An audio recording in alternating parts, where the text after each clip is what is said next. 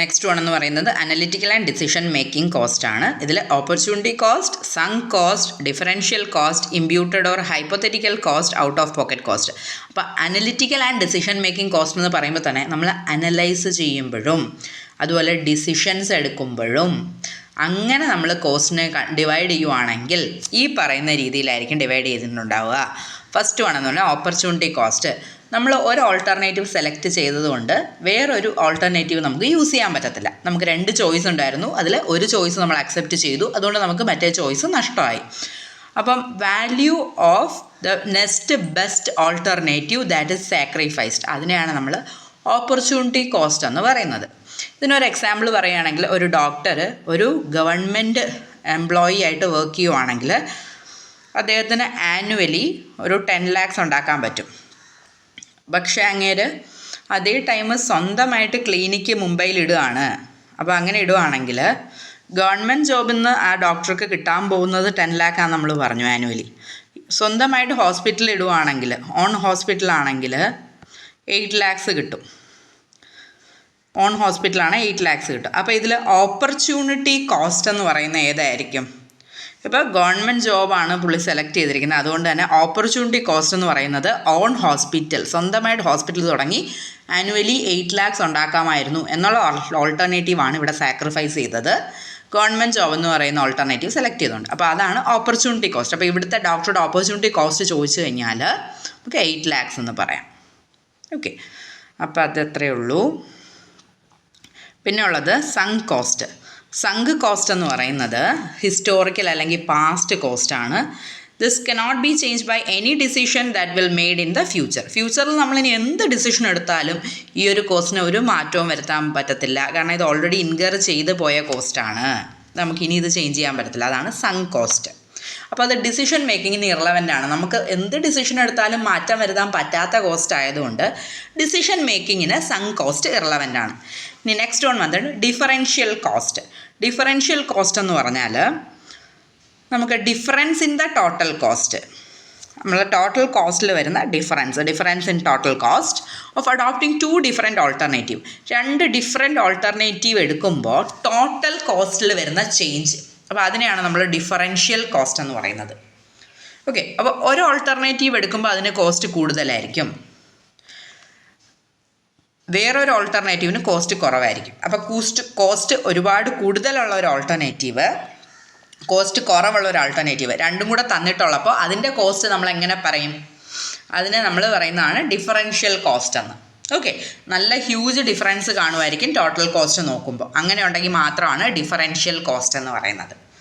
Okay, 2 different alternative എടുക്കുമ്പോൾ ഒരു alternative കാരണം നമുക്ക് കിട്ടാൻ പോകുന്നതെന്ന് വെച്ചാൽ ഇൻക്രീസ്ഡ് കോസ്റ്റ് എന്ന് പറയുന്നത് കോസ്റ്റ് കൂടും, വേറൊരു ഓൾട്ടർനേറ്റീവ് സെലക്ട് ചെയ്താൽ കോസ്റ്റ് കുറയും. അങ്ങനെയുണ്ട്. അതായത് ഞാൻ പറഞ്ഞുതരാം, നമ്മൾ സ്വന്തമായിട്ടൊരു മെഷീനറി മാനുഫാക്ചർ ചെയ്തെടുക്കുന്നതാണോ അതോ ഒരു മെഷീനറി പുറത്തുനിന്ന് വാങ്ങുന്നതാണോ നല്ലത്?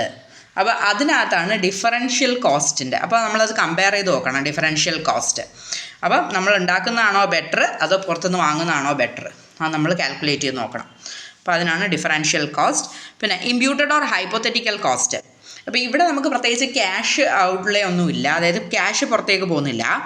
നമ്മൾ കോസ്റ്റ് അക്കൗണ്ട്സിൽ ഇത് അങ്ങനെ ഇൻക്ലൂഡ് ചെയ്യത്തുമില്ല. പക്ഷെ നമ്മൾ എന്ത് ചെയ്യണം, മാനേജ്മെൻറ്റ് ഡിസിഷൻ എടുക്കാൻ വേണ്ടിയിട്ട്, അതായത് നമ്മൾ അസ്യൂം ചെയ്ത് നോക്കണം, നമ്മൾ നമ്മുടെ സ്വന്തം ബിസിനസ് ചെയ്യുവാണ് നമ്മുടെ ഓൺ ബിൽഡിങ്ങിൽ. അങ്ങനെ ആകുമ്പോൾ ശരിക്കും പറഞ്ഞാൽ അത് വെളിയിൽ കൊടുത്തിരുന്നെങ്കിൽ നമുക്ക് റെൻറ്റ് കിട്ടുമായിരുന്നു. അപ്പോൾ അത് നമുക്ക് ഫീസിബിൾ ആണോ എന്ന് നോക്കണം. ഓക്കെ, അതാണ് ഹൈപ്പോത്തറ്റിക്കൽ കോസ്റ്റ്. നമ്മളിപ്പോൾ 40,000 നമുക്ക് റെൻറ്റ് കിട്ടുമായിരുന്നു, നമ്മൾ ബിസിനസ് ചെയ്യുന്നത് കൊണ്ട് നമുക്ക് ആ റെൻറ്റ് കിട്ടുന്നില്ല, അത് ഫീസിബിൾ ആണോ അല്ലേന്ന് നമുക്ക് നോക്കണം. അപ്പോൾ ഈ ഹൈപ്പോത്തറ്റിക്കൽ കോസ്റ്റ് എന്ന് പറയുന്നത് അതാണ്. ആക്ച്വലി നമുക്ക് ക്യാഷ് പേയ്മെൻ്റ് ഒന്നുമില്ല, എന്നാലും നമ്മൾ എന്ത് ചെയ്യണം, നമ്മളെ കോസ്റ്റിംഗ് ആസ്പെക്റ്റിന് വേണ്ടിയിട്ട് മാനേജ്മെൻറ്റ് ഡിസിഷൻ എടുക്കാൻ വേണ്ടിയിട്ട് നമ്മളത് കൺസിഡർ ചെയ്യണം. നെക്സ്റ്റ് വന്നിട്ട് out of pocket cost. Out of pocket cost എന്ന് പറയുന്നത് ആക്ച്വൽ ക്യാഷ് എക്സ്പെൻഡിച്ചറാണ്. നമ്മളൊരു ഡിസിഷൻ എടുത്തതിൻ്റെ പേരിൽ നമുക്ക് പേയ്മെൻറ്റ് കൊടുക്കേണ്ടി വന്നു. അപ്പോൾ അങ്ങനെ അതാണ് ഔട്ട് ഓഫ് പോക്കറ്റ് കോസ്റ്റ് എന്ന് പറയുന്നത്. നമ്മളെ ഡിസിഷൻ്റെ നേച്ചർ അനുസരിച്ചിരിക്കും എത്ര എക്സ്പെൻസ് കൂടി കുറഞ്ഞു എന്നുള്ളത്. These cost involve payment to outsiders and more relevant the price fixation during recession or when make or buy decision has to be made. ഈ ഔട്ട് ഓഫ് പോക്കറ്റ് കോസ്റ്റിലും ഉണ്ട് കേട്ടോ മേക്ക് ഓർ ബൈ ഡിസിഷൻ. നമ്മളുടെ സൈഡിൽ നിന്ന് തന്നെ product ഉണ്ടാക്കിയെടുക്കുന്നതാണോ നല്ലത് അതോ പുറത്തുനിന്ന് മേടിക്കുന്നതാണോ? അപ്പോൾ ഔട്ട് ഓഫ് പോക്കറ്റ് കോസ്റ്റ് ആണെങ്കിൽ ആ ഒരു കാര്യവും കൂടെ നമുക്ക് നോക്കാൻ പറ്റും, ഏതാണ് കൂടുതൽ ഏതാണ് കുറവെന്നുള്ളത്. പിന്നെ ഓൺ ദ ബേസിസ് ഓഫ് അവോയ്ഡബിലിറ്റി. ഇനി കോസ്റ്റിനെ അവോയ്ഡബിലിറ്റിയുടെ ബേസിൽ നമ്മൾ രണ്ടായിട്ട് ഡിവൈഡ് ചെയ്തേക്കുന്നത് avoidable cost and unavoidable cost. Avoidable cost എന്ന് പറയുമ്പോഴത്തേക്കും നമുക്ക് ഈ കോസ്റ്റ് എലിമിനേറ്റ് ചെയ്യാനായിട്ട് പറ്റും. ഇപ്പോൾ ഒരു സെഗ്മെൻറ്റ് ഒരു പ്രോഡക്റ്റ് അത് സ്റ്റോപ്പ് ചെയ്യുവാണെങ്കിൽ നമുക്ക് എന്ത് ചെയ്യാം, അതിനെ ആ ഒരു കോസ്റ്റ് നമുക്ക് മൊത്തത്തിൽ അവോയ്ഡ് ചെയ്യാൻ പറ്റും. ഓക്കെ, അപ്പോൾ ആ ഒരു ഡിപ്പാർട്ട്മെൻറ്റ് ഡിസ്കണ്ടിന്യൂ ചെയ്യുകയാണ് അല്ലെങ്കിൽ പ്രോഡക്റ്റ് ഡിസ്കണ്ടിന്യൂ ചെയ്യുവാണെങ്കിൽ നമുക്ക് ആ കോസ്റ്റ് അവോയ്ഡ് ചെയ്യാൻ പറ്റും. അതാണ് അവോയ്ഡബിൾ കോസ്റ്റ്. ഇനി അൺഅവോയ്ഡബിൾ കോസ്റ്റ് എന്ന് പറയുന്നത് നമുക്കത് അവോയ്ഡ് ചെയ്യാനൊന്നും പറ്റത്തില്ല, അത് അൺഅവോയ്ഡബിൾ ആണ്. ആ സെഗ്മെൻറ്റ് ഡിസ്കണ്ടിന്യൂ ചെയ്താലും നമുക്ക് ഇൻകർ ആയിക്കൊണ്ടിരിക്കും. അതായത് നമ്മൾ സ്ഥിരമായിട്ട് പേ ചെയ്തുകൊണ്ടിരിക്കുന്ന റെൻറ്റ്, അതേപോലെ നമ്മൾ ഇപ്പം എക്സിസ്റ്റിംഗ് ആയിട്ടുള്ള നമ്മൾ ഓഫീസ് സ്റ്റാഫിൻ്റെ സാലറി, ഇതൊക്കെ നമ്മളൊരു പ്രോഡക്റ്റ് അല്ലെങ്കിൽ ഒരു ഡിപ്പാർട്ട്മെൻറ്റ് സ്റ്റോപ്പ് ചെയ്ത് കഴിഞ്ഞാലൊന്നും നമുക്ക് സ്റ്റോപ്പ് ചെയ്യാൻ പറ്റത്തില്ല. ഓവറോൾ ആയിട്ടെല്ലാം നോക്കുന്ന ആൾക്കാർക്ക് നമ്മൾ പേയ്മെൻറ്റ് കൊടുത്തേ പറ്റത്തുള്ളൂ. അപ്പോൾ അങ്ങനെയുള്ളതാണ് അൺഅവോയ്ഡബിൾ ആയിട്ടുള്ള കോസ്റ്റ്. അപ്പോൾ രണ്ട് രീതിയിൽ അവോയ്ഡബിലിറ്റിയുടെ ബേസിൽ ഡിവൈഡ് ചെയ്തിട്ടുണ്ട്.